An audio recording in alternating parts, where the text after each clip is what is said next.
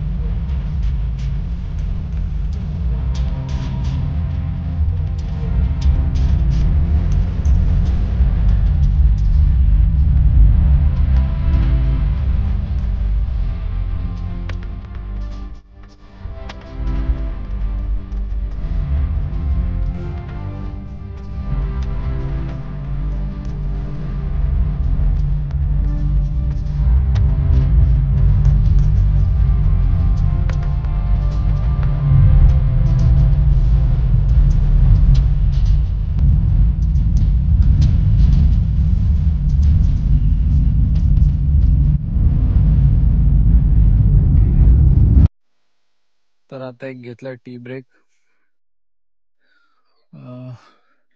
खूप ट्रॅफिक आहे. कमीत कमी 15 किलोमीटरचा ट्रॅफिक होता शिवपुरी. जर कोणी येत असेल तर जरा सांभाळून या.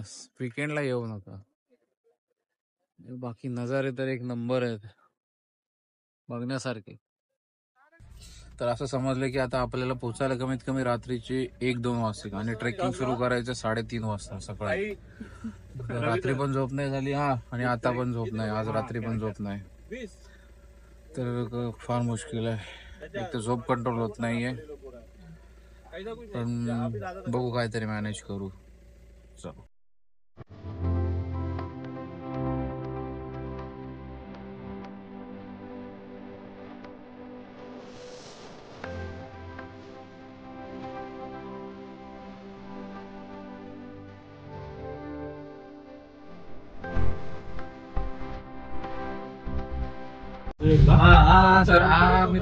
मित्रांनो, सरपंच आहे ना, फार आगाव आगाव माणूस आहे. एक नंबर आगाव माणूस आहे. फालतू जोक मारत असतो नुसतं.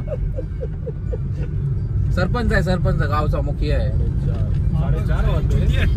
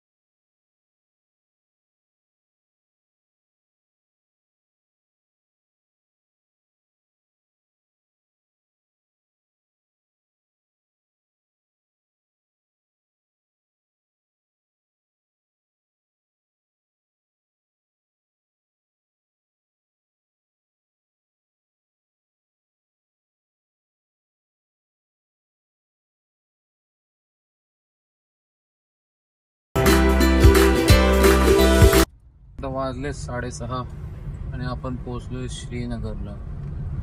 इथून पण अजून 120 किलोमीटर दाखवता येईल. Approx 3 hours 45 minutes. जाईपर्यंत कमीत कमी 10 वाजतील. अजून पण खूप प्रवास बाकी आहे.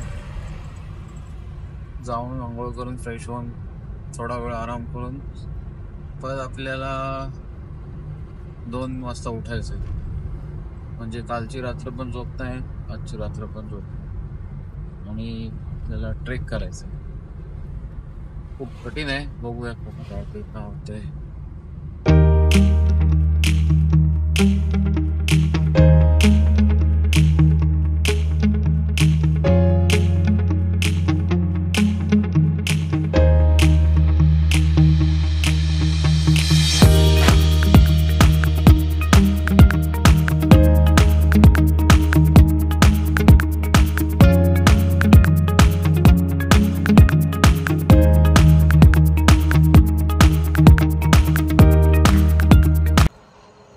तर आता जस्ट रुद्रप्रयागच्या पुढे आलोय.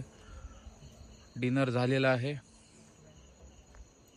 आणि वरती केदारनाथला सोनप्रयागला जायला अजून 2 तास लागतील. म्हणजे जायला कमीत कमी 12 वाजतील. आणि रजिस्ट्रेशन चेकपोस्टवर चेक केल्याशिवाय वर सोडत नाही आहे. गर्दी खूप आहे. वर जायला खूप गाड्यांची लाईन लागली. त्यामुळे किती वेट करायला लागेल माहीत नाही.